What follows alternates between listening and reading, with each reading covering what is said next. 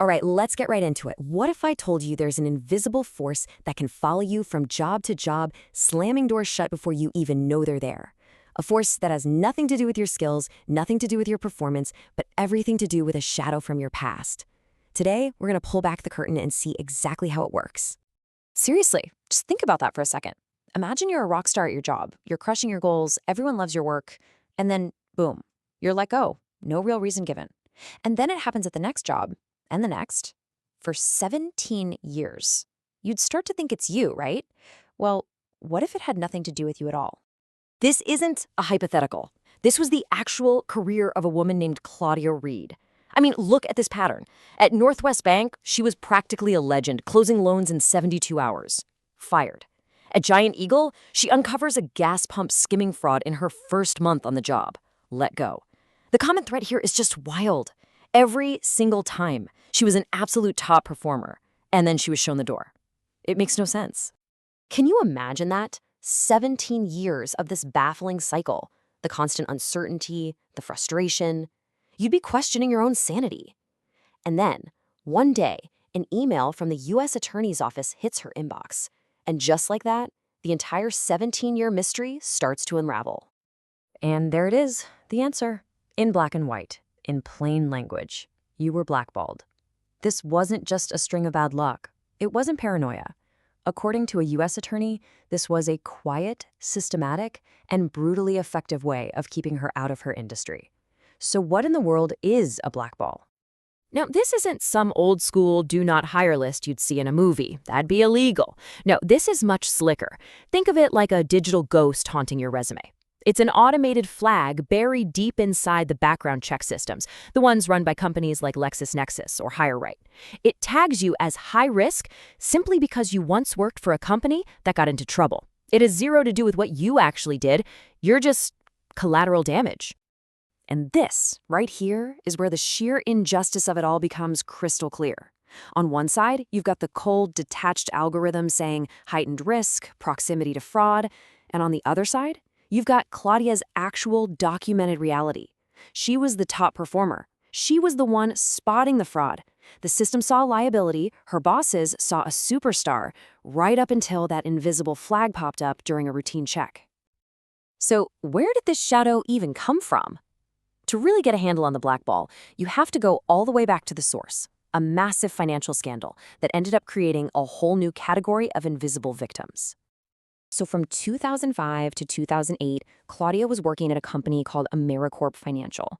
Unbeknownst to her, she was right in the middle of a gigantic consumer debt relief scheme. Now, the key moment is 2008. A front company gets shut down by the authorities and the whole industry just panics. That's the trigger. That's when the quiet alert goes out, tagging anyone who ever worked at AmeriCorp. The final judgment against the company's founder wouldn't even happen for years, but for employees like Claudia, the punishment started immediately. And we are not talking about a small-time operation here. Look at this number. Over $102 million, stolen from thousands of people who were already in financial trouble and just looking for a way out. This was a huge, sophisticated scam. And this is the most crucial part to understand. The industry's reaction was to throw up a digital firewall. They didn't bother trying to figure out who was actually involved. They just flagged everyone. It was a blunt instrument. If your resume had the word AmeriCorp on it, an algorithm somewhere slapped a risk label next to your name. You were guilty by association, judged by a piece of code. So let's bring this back to the person at the heart of it. What is the real day-to-day human cost of living under that kind of shadow for nearly 2 decades, being judged by a system you don't even know exists? This simple chart really says it all, doesn't it? For 17 long years, Claudia Reid was effectively sidelined by this blackball. And in all that time, how many formal investigations was she the subject of? How many times was she charged with any kind of wrongdoing? 0. Not a single one. It's just staggering. An epic punishment with 0 evidence of personal misconduct. But here is where the story takes a sharp turn from a tragedy into a comeback story. Because a system that was designed to completely marginalize her made one huge miscalculation. It totally underestimated her. When the corporate world slammed every door in her face, she didn't just find a new door. Nope, she went out and built her own building. And the results are just wow. She's published 115 books, writing political and corporate thrillers inspired by the very world that kicked her out. She's got a YouTube channel, a consulting brand. I mean, she essentially took the exact skills that made her a threat, that incredible eye for detail, for spotting what's wrong, and turned them into her superpower. She built a whole new career they couldn't touch.